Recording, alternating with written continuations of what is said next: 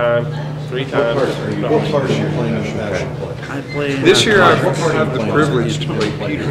I play Peter, the That was our code word. But But yeah. a little bit of foot and mouth, a little bit of I'm actually Roman zeal, one, so the I Roman. guess I should say. given me a It's my honor, my privilege to play Peter. This is my It's completely changed my thoughts, feelings. How is your involvement in the passion It really made me more I'd say, if nothing else, It's helped me to understand what Jesus Christ did for us. the crucial The way development they impact my life. and missions from No matter what denomination. not only international missions, don't get me wrong, but within our backyard.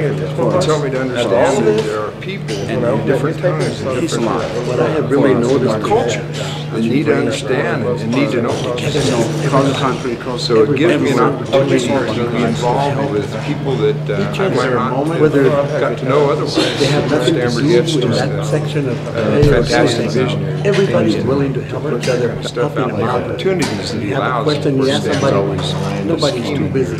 of how he can get you involved. So if you just hang around, stand a little bit, you will be involved and you will be immersed. About what the play's about. How would you encourage people in this season so far others to practice? Yeah, actually, yes. When I think that, like not myself, as funny, I just went to but when watch, and I just to Jesus, watch. Is there a moment that he's my best friend. He's my I best think friend. people So just go, just like my life, And and just then So many. one time, watch To them. pick one You gotta would be give really them their difficult, all. but there's Do a a couple good that really job. stand out next to me, and that's Just how well I've been be received there. by a couple of the Spanish brothers, and just They will get involved. the love and the I passion don't they think have they can help. for They fellow want to be man. what is that for? Even though there might not be a total understanding, but there's an understanding. The one that really stands out to me is when Pastor Jonathan Lopez was speaking the other night, and he says a very, not famous, but a very intense quote that has always stood next to me, really dear and near to me, is go forth and preach the gospel, and when necessary, use words. And when he said that, and I see the look on his face and the love in the man's eyes, it connects it, it seals the deal with the whole 9 yards. All right, thanks, Dave. When he was on the cross, why didn't he save himself? Why did he let...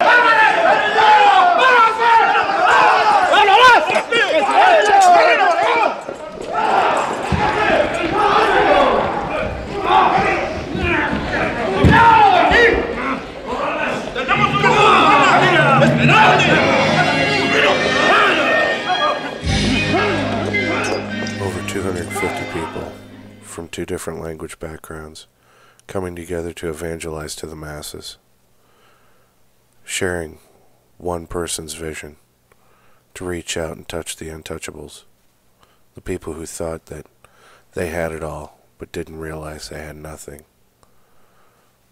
Getting the word out through a stage portrayal of the last 3 days of Christ, that Christ did die for all our sins. Not just one person, not just 2 people, but all of us.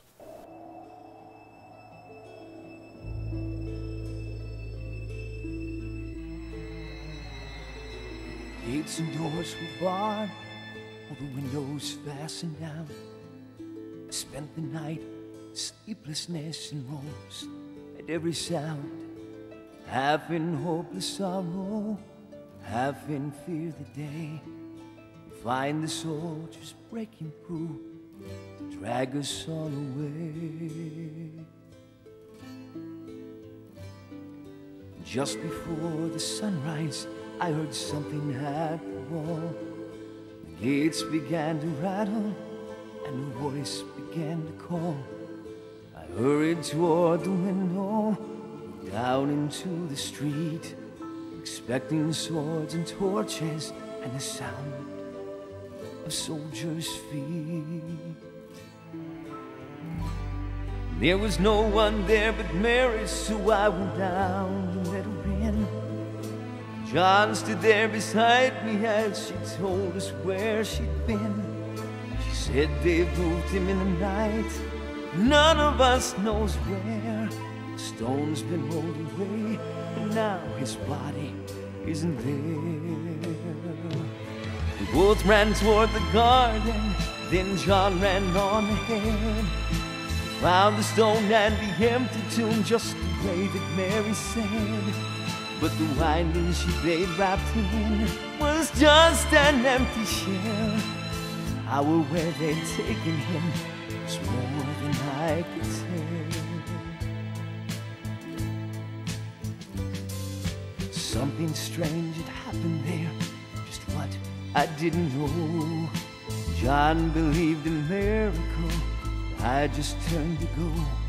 Circumstance and speculation couldn't lift me very high.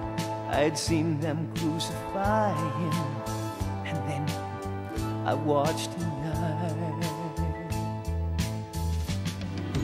Back inside the house again, the guilt and anguish came. Everything I'd promised him was added to my shame. When at last it came to choices, I denied I knew his name. And even if he was alive, it wouldn't be the same. Then all at once, the air was filled with a strange and sweet perfume. Light that came from everywhere drove shadows from the room.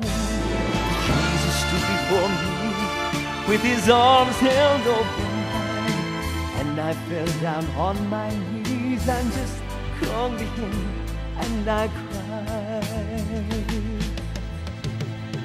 He raised me to my feet, and as I looked into his eyes, love was shining out from him like sunlight from the skies. Guilt and my confusion disappeared in sweet release. Every fear I'd ever had just melted into peace.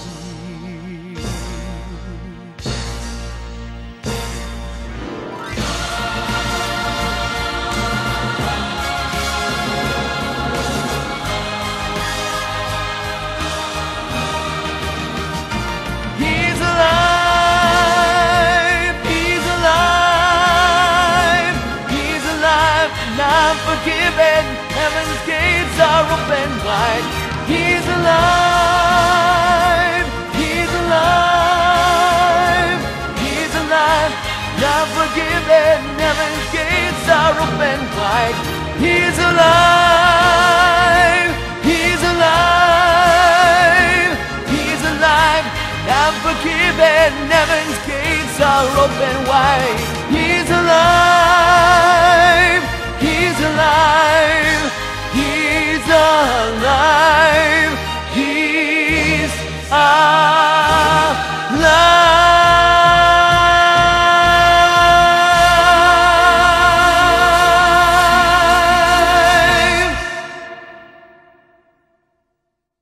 At the end of the Passion Play, when you hear people start screaming, "El está vivo! He is alive!" puts everything into perspective. He is alive, and he did die for our sins.